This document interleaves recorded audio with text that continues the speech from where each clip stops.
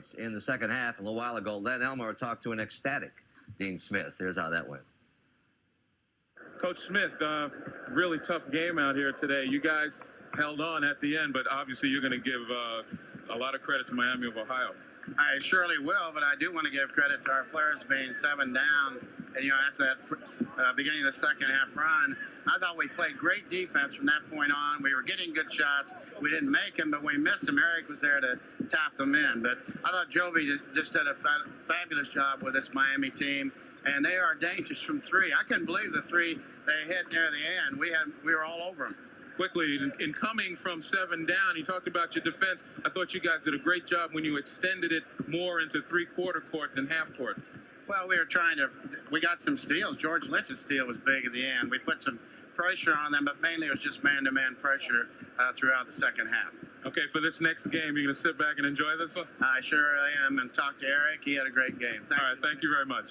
Eric Montross, I think that with your size and your positioning inside, I think you took great advantage of those, as well as played a mentally tough game down the stretch.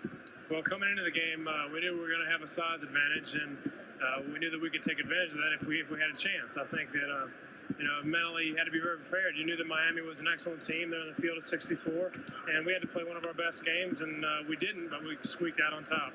Well, you played pretty much without Hubert Davis being involved in the offense, and I think you stepped up. Primarily, you looked to get offensive rebounds when you knew your guys were shooting by getting position inside and clearing out.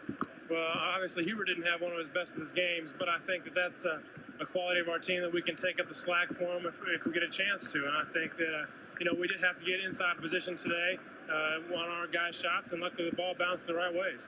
Okay, thank you very much, Eric.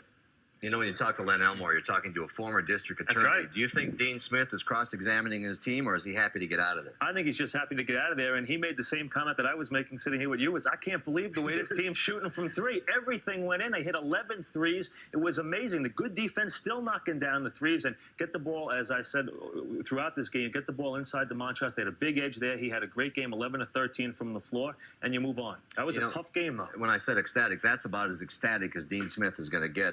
And by the way, let's not take away from the Mercurio. He had 8 3-pointers out of the game, and no wonder Dean Smith unconscious. Said, I couldn't believe he that was one. Unconscious.